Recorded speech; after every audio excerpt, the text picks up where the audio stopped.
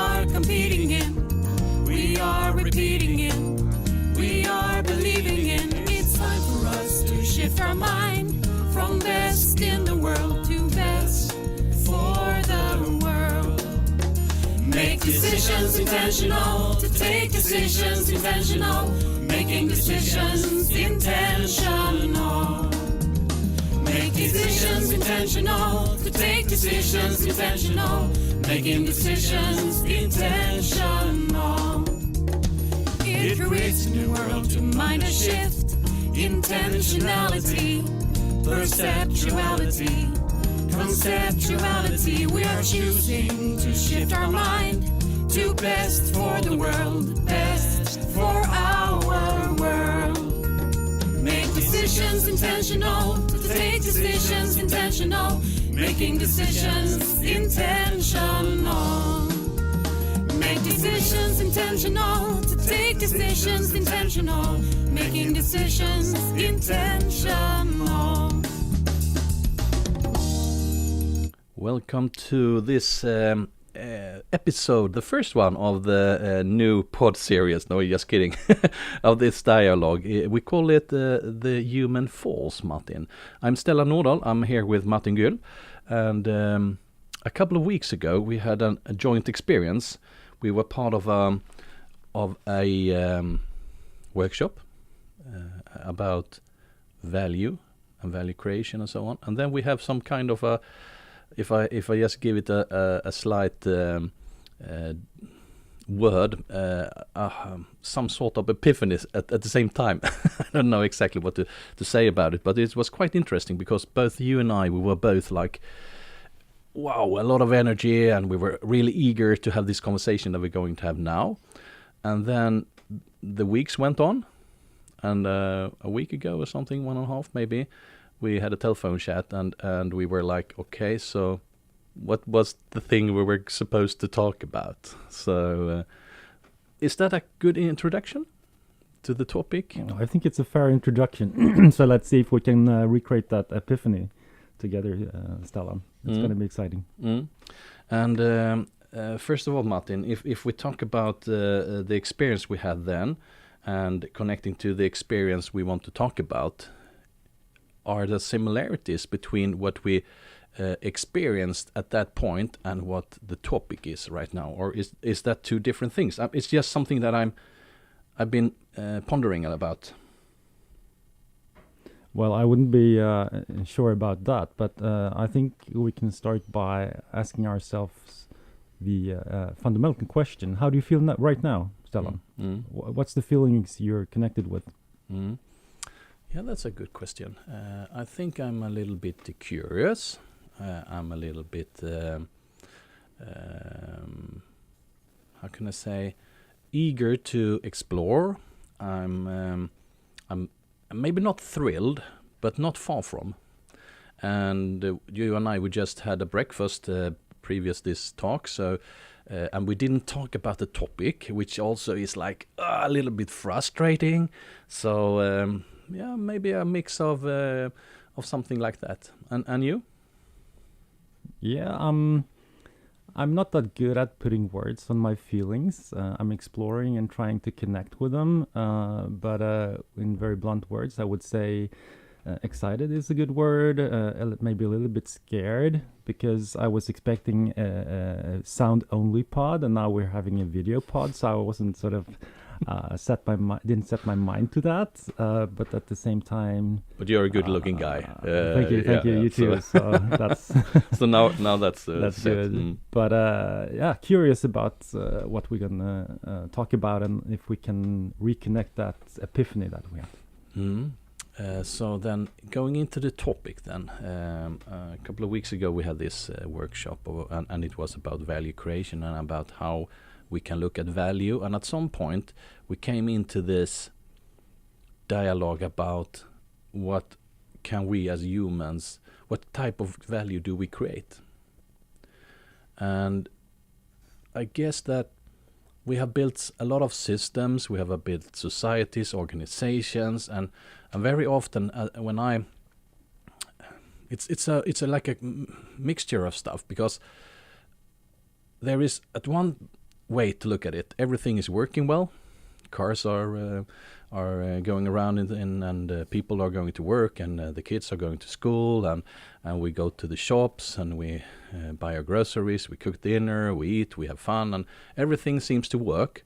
But on another hand, everything seems to be broken in some sense. I don't know how, and I can't say that it's obvious when you look at it, and it's not even when you feel it.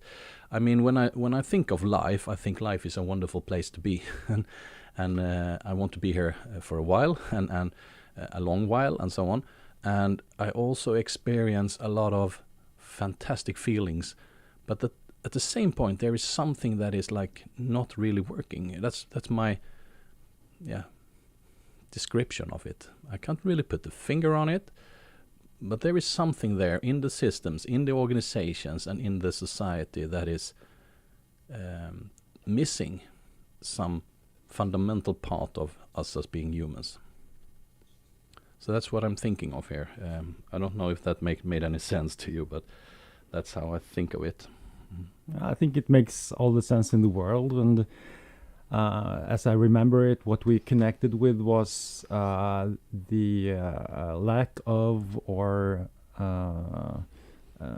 sort of lost focus on feelings and maybe meaning in some way.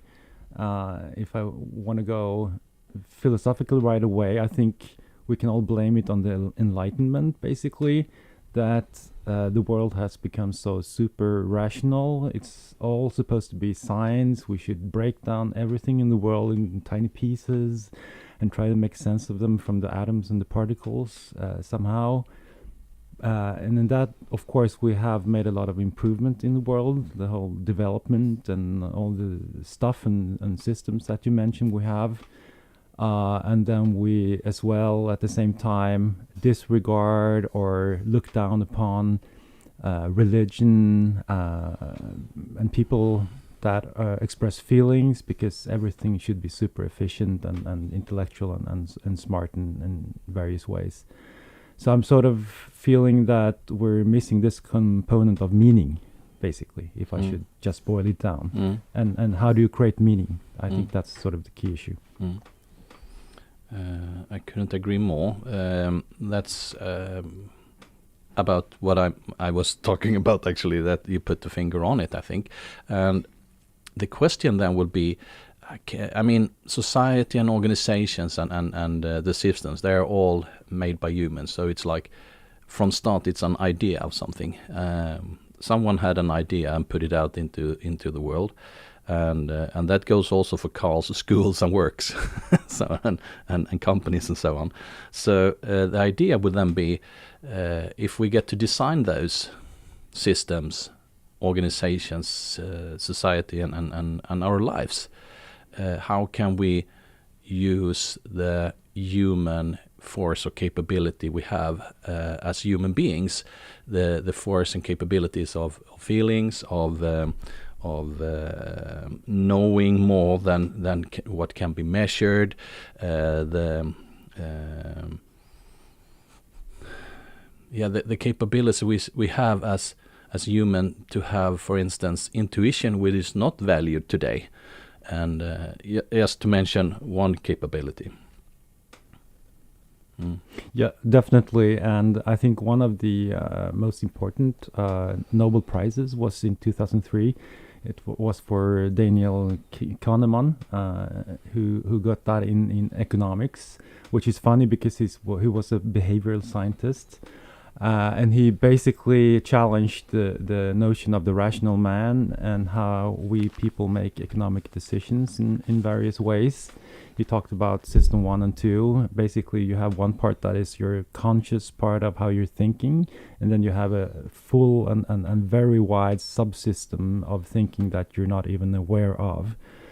And I think somehow that we need to connect also with parts that we can't obviously put words on or look at super consciously and intellectually, but really also connect with decision-making power, with meaning and feelings that can guide us And I think that's sort of where this potential or these things that we have lost can be found again. Yeah, I agree upon that. I'm thinking also of you mentioned consciousness, and of course the body itself is part of that conscious system in some sense, as we experience the world via our body in some way. Maybe also out of body experiences. I don't know about them right now, but I guess that just that we have a word on it means that there is someone that has at least one that have an experience saying there is more than the body, and that means, from my point of view, that even if we would be only stuck, or only, even if we I don't want to use the word only, even if body is limited, that is still in the quite obvious that it's in the world. And if we design systems that doesn't embrace the whole body, then we have a problem.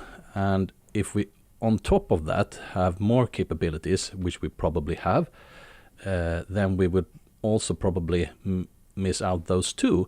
So for instance, if we have a system, say we build an organization where people don't feel alive, they don't feel meaning, they don't feel that they can contribute, they can't take decisions based upon their best knowledge or best wisdom or best practice, they just can take decisions that are already by some kind of a rule based model, then it's not, for me at least, it's not like you don't have to be a genius to realize that this will break. Because we as humans, we need to be alive, we need to feel meaning, we need to be part of a system, we need to be part of a society, we need to be part of an organization. We have to feel that we are wanted and that we can contribute and take decisions based upon our best knowledge, our best wisdom, or our best practice. Yeah, and I think organizations are a symptom of this mindset that we've had since Enlightenment, that the rational thought is so crucial and gives you power and status in society.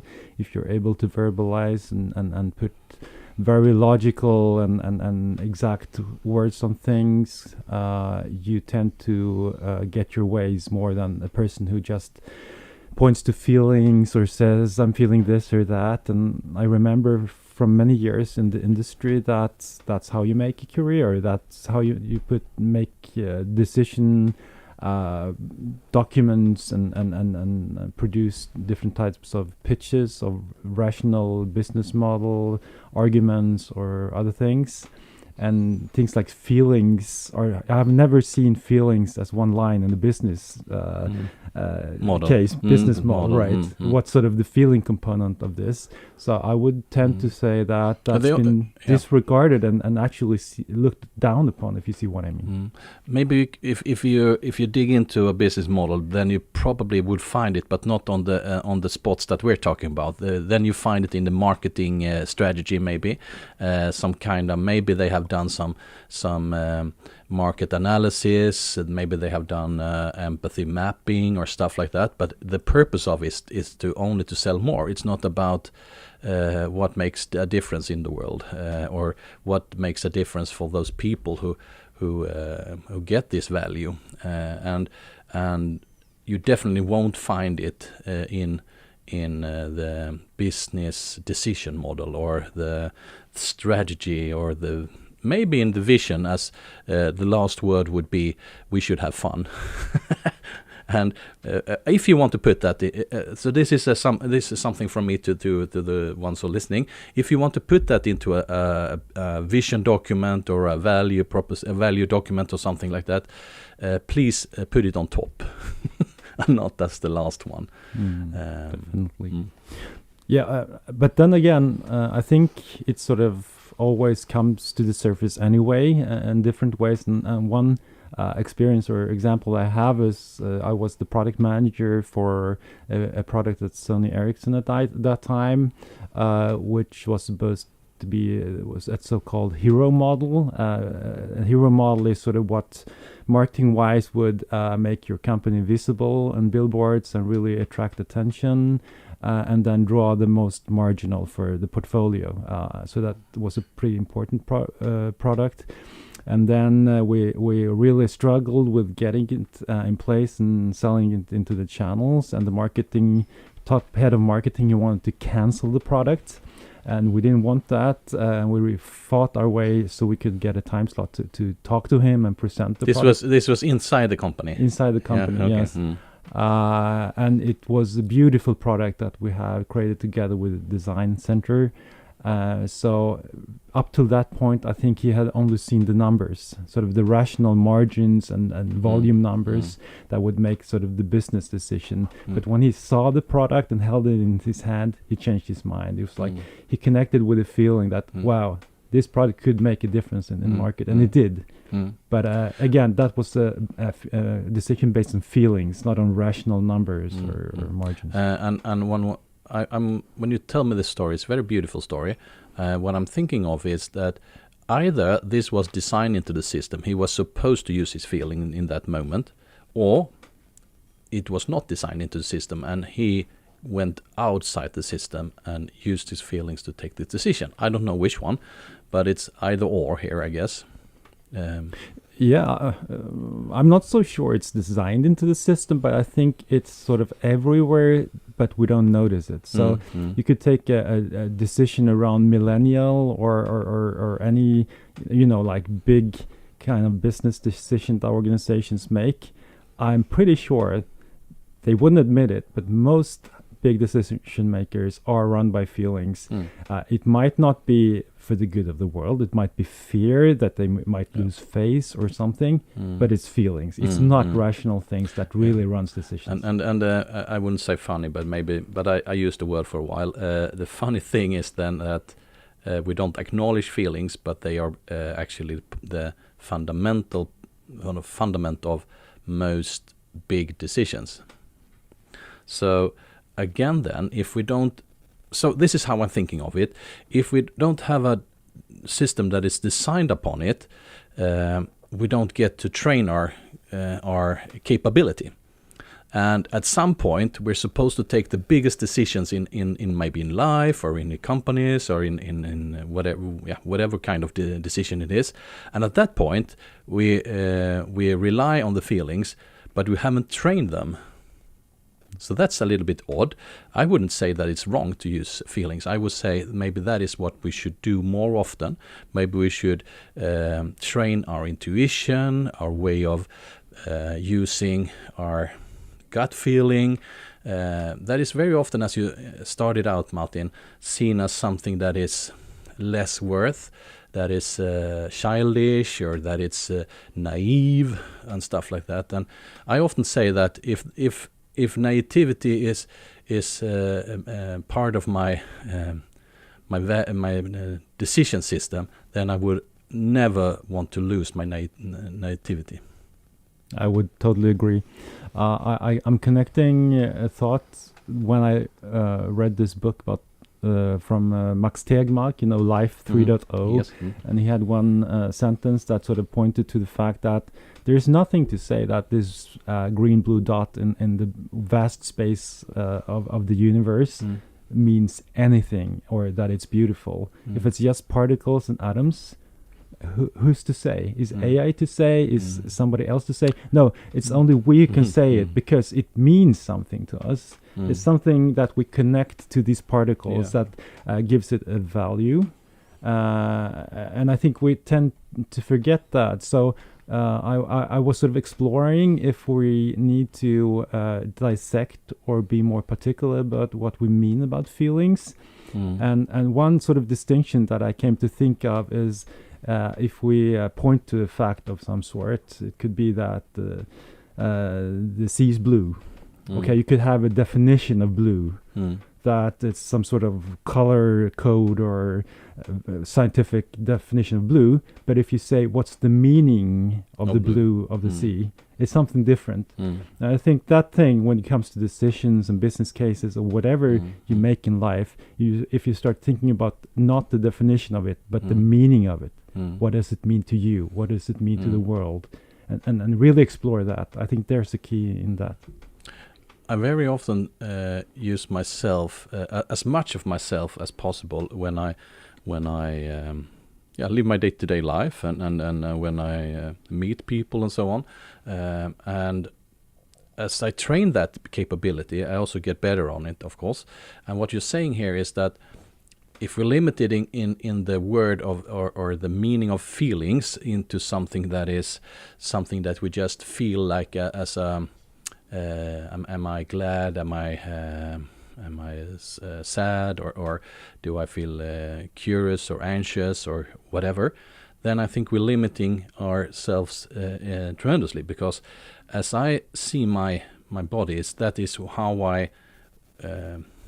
how I'm presented into the world, and I'm at the same time myself, but I'm also at the same time something that is bigger than myself. Right now we're here in a conversation, and one could argue, am I this conversation? I believe I am. I'm very into it right now, and a lot of that conversation is also you, and maybe the room, the setting, the whole thing about the concept of Best for the World, that we're part of this Best for the World broadcast, and so everything is me at the same time. So if I don't separate myself, if I don't create a duality, then I don't have to deal with the problems that comes with the duality, which are vast amount of problems. As soon as we separate ourselves from our environment, then we have this problem that the world needs to be saved and the environment has to be saved. But if we are integrated into it, we are the environment that we live in, and that's quite easy to understand, because if there ain't anyone that can experience an environment, then you can't. The word itself gets meaningless. So I'm a part of my environment, and that means, for me at least, that right now I am this conversation, and you are this conversation. And maybe more people, maybe those who listen, I don't know. Or you maybe don't listen, you just hear words coming out of our mouth, or you just have this YouTube stream on, you don't think of it or embrace it, or then it's not you. Maybe. But right now, I'm very much in conversation. And the interesting thing is that it's not that I have thought of all of what I'm saying here in the terms of the words I pronounce, but as you talk, I get some kind of a feeling, and when I talk, you respond, and we create something here. So response is one thing, but the creation of it is something more. I believe. Yeah, I think that there is something around. You talked about the words, and well, you can refer to AI. I could be a machine sitting here and just responding very politely to whatever you say, and you would feel very happy about that, maybe because I would say very compassionate or intellectually smart things if I was an AI.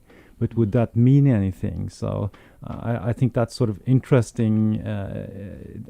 Are the words enough, or is the meaning created in the sense of you connecting to me because you're a being on this planet that has your own experiences, your own feelings, and when we talk to each other and we recognize each other in those words, we are two beings that connect.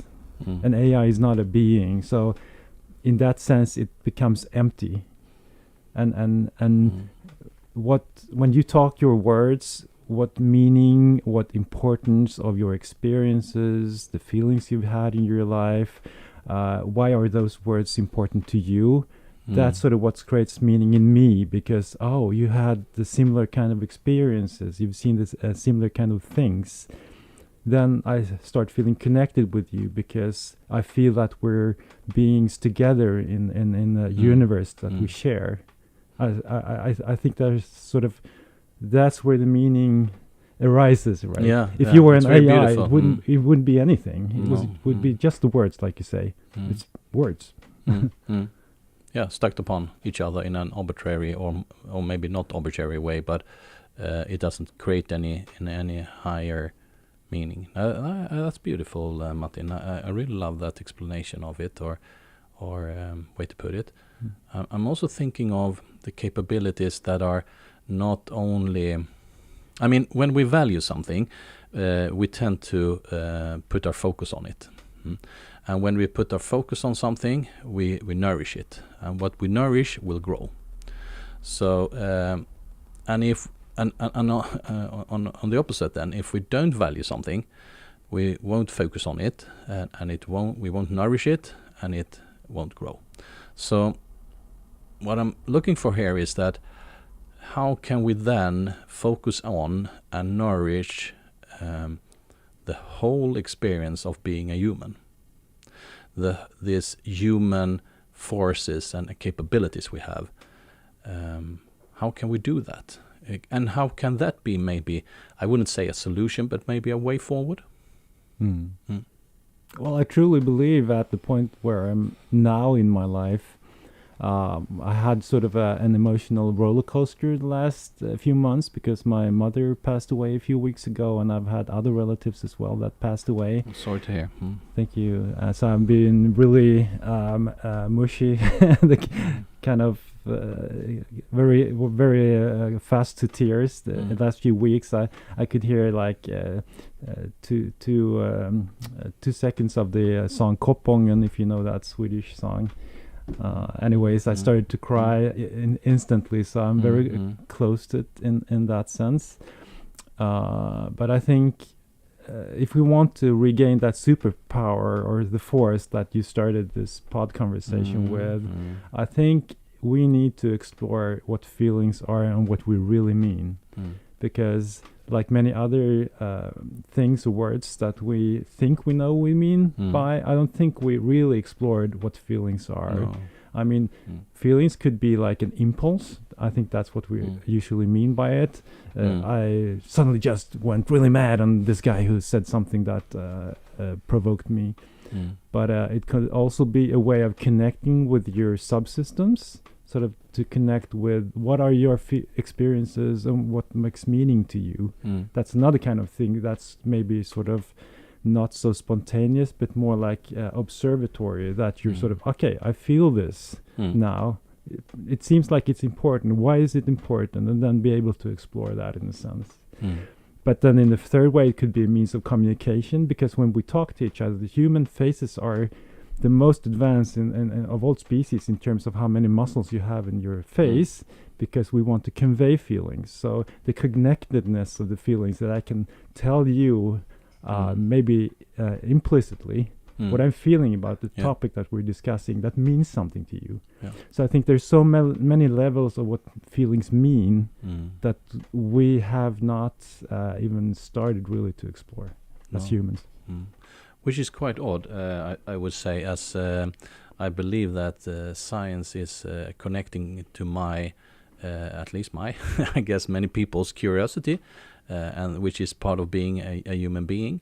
We are curious, of a curious nature, and we want to know more. We want to be able to understand and explore, and travel around both the world and the planet and the universe, so to get to know more about it and how it works, and also maybe some kind of a longing for understand where do we come from, and when talking about where we come from, I'm thinking of something that we all share as human beings. And that is that we have been part of some someone else's womb, womb, or their I don't know how to say it, but I mean I understand when thank you very much for telling us this. I mean it's a big thing in life when your parents pass away, and definitely when your mother does it, because we have been part of that body in some sense. Very very hard to understand, and I mean I can physically understand it. But what does it mean to us? What does it really do to us as human beings? And how do we relate and connect to that experience? And I think that is very fundamental in the human experience and in us as being humans. And also the search for, I wouldn't say search for meaning, because meaning could be, for me, meaning. Meaning creates meaning, and life creates meaning. But the meaning behind, maybe, I don't know. I mean, all religious traditions have some kind of a creation story. Where do we come from? What is our task? What is the endeavor? Is there a goal? Is there a whatever? And I would say the most, when I study those kind of thought systems, the far back I go, the more meaning they create, more or less. I mean, the indigenous people, they had, as I've understood it at least, very beautiful explanations on the human experience connected to the world. So you started out by saying that there is something that's missing or something like that, and there's something in this as well that's sort of meaning. What does meaning mean? So that's another word I think we need to explore more. But I think when it comes to storytelling, I watched the cinema movie theater Spider-Man, and there was one sort of sentence in that which was, I think, sort of put what do you say, nail on the head, or head on the nail, or whatever. And it was this teacher of Spider-Man, sort of when he was Peter Parker, who said that there's only one story in all stories, and that is, who am I? So all stories sort of connect back to how you can find and relate your own place in the world, and how I as an individual connect to other individuals, and I love it, the wisdom of the Spider-Man. Yeah, exactly. There's a lot of things in those superhero movies, but I mean, I'm not a very religious guy, but I think that's where I connect the dots, in the sense that it creates meaning that you're connected to your previous generations and other people who are living now, but also have lived before, but also will live in the future.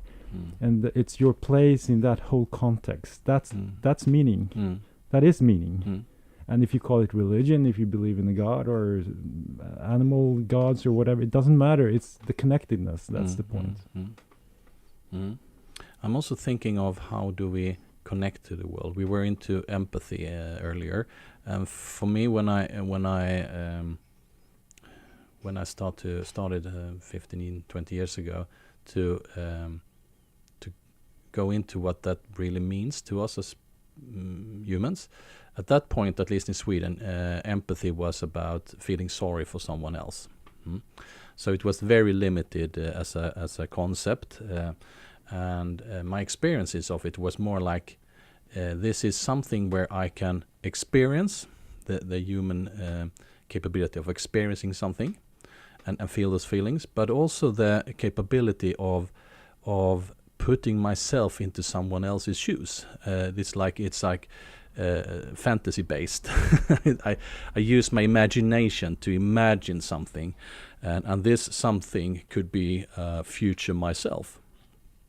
And when that happens, I use both the capability of fantasizing myself into future and getting an experience of it. And when I fantasize myself into future and do like a journey, more or less, with my whole body, that's what empathy means, that you use your whole system. For me, at least, it is like that. And then I realized that we are human beings even in the future. We have been that for, I don't know, I've been experiencing decades in this body. I don't know if I had another body in a previous life, I don't know. Does it make sense to have such an explanation? Yeah, maybe it does. Nature doesn't spoil stuff, or nothing goes to waste. That is not. I mean, nothing is necessary in the natural system. So I don't know, but nevertheless, we have still been humans. We are humans, and we will be humans. Maybe we get to know our capabilities better, or maybe we forget about them. But we are still, as you say, connected to both the previous ancestors, but also our future relatives and relations, and that's a beautiful world by the relations. I'm not really a big fan of Richard Dawkins. He's the author and sort of creator of The Selfish Gene, if you know that. Yes, I know it. But he founded the word memes, which now has a little bit different meaning on the internet, but fundamentally it's sort of mind pieces like genes, but in your mind, sort of that have their own life. They want to spread around and jump over to the next person.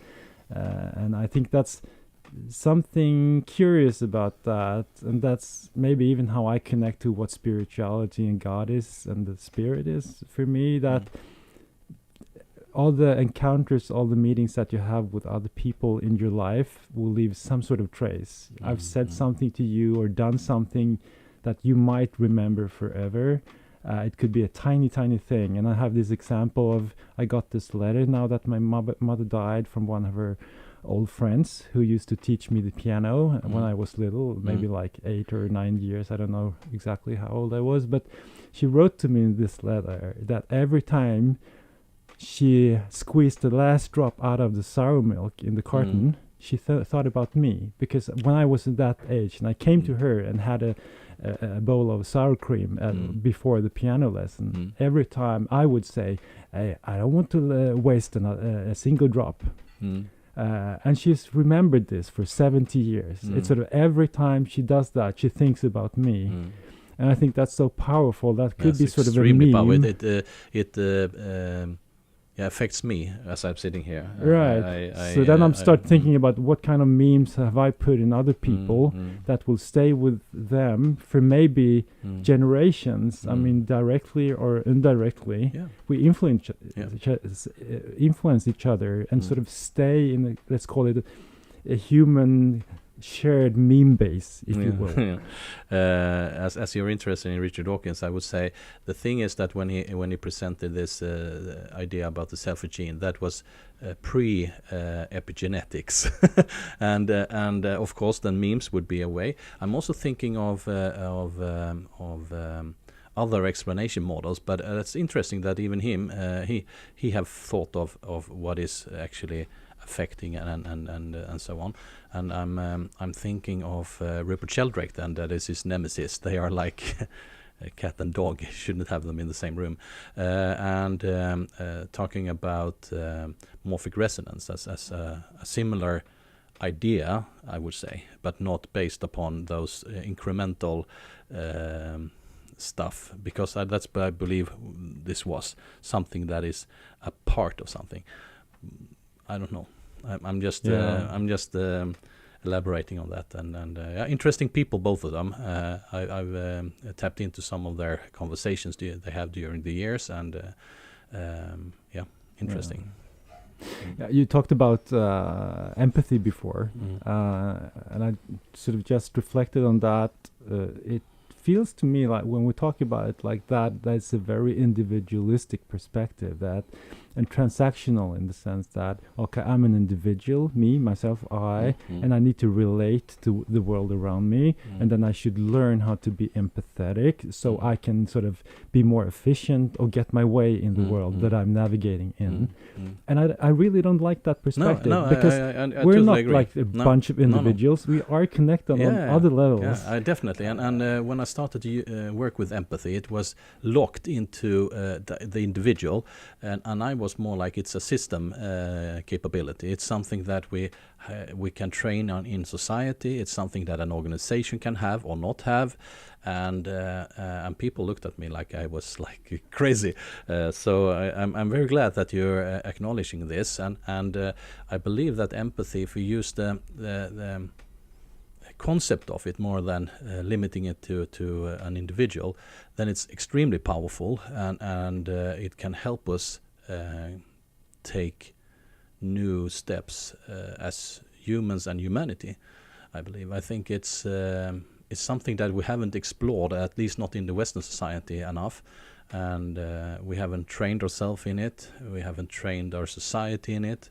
And for instance, we're heading up for an election here in Sweden this September, and the story is that I'm supposed to put my vote on what is best for me, which is for me very, I would say, strange and maybe even stupid. If I'm in part of a society, I would at least put my vote on something that is better for more than me. Maybe not all, I don't know if that's possible, but at least many, not one. And that one couldn't be just myself. So I have to have an idea on, when I put my vote on some kind of when I go to the ballot, I need to use my empathy to see what serves society instead of what serves me. And that is maybe the meaning of this whole weekend, with taking us from best in the world to best for the world. And then, of course, you're not excluded. That it's not the opposition of individual. It's just something that is the bigger picture. Yeah, I totally agree. Then there's something exciting about that or interesting about that as well.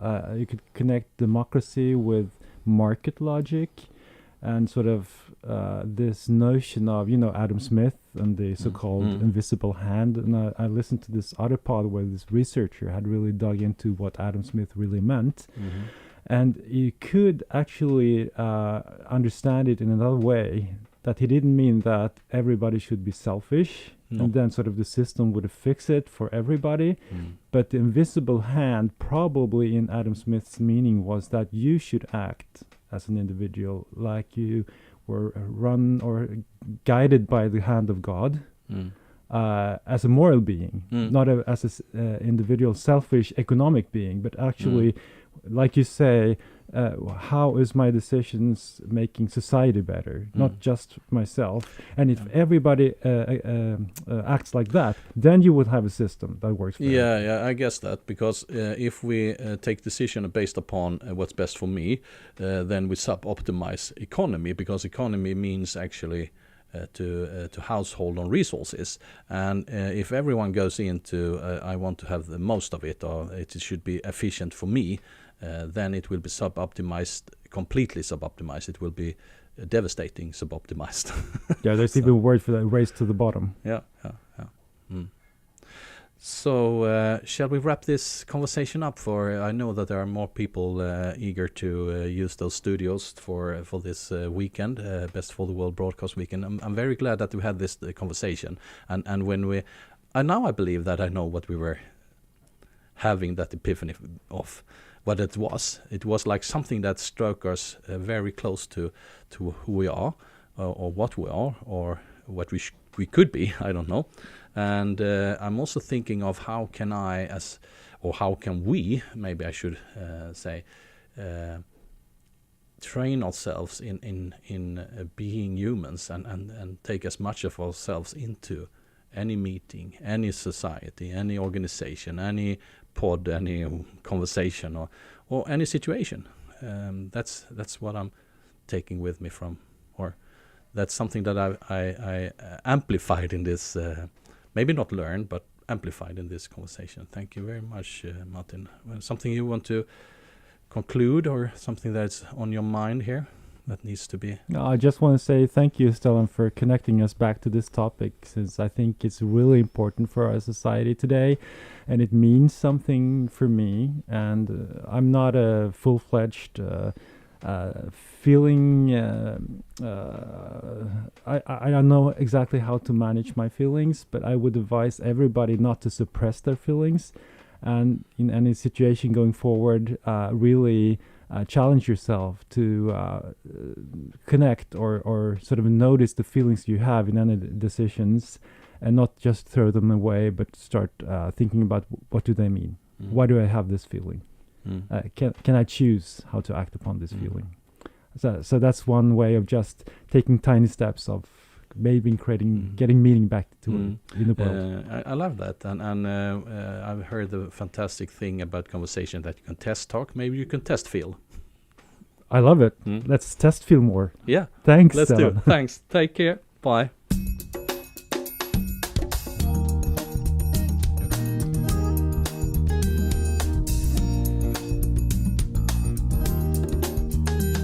We are creating the world we're now living in. We are competing in. We are repeating in. We are believing in. It's time for us to shift our mind from best in the world to best for the world. Make decisions intentional, to take decisions intentional, making decisions intentional.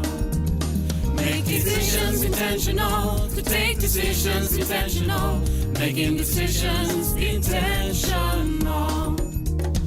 It creates a new world to mind a shift, intentionality, perceptuality, conceptuality. We are choosing to shift our mind to best for the world, best for our world. Make decisions intentional, to take decisions intentional, making decisions intentional. Make decisions intentional, to take decisions intentional, making decisions intentional.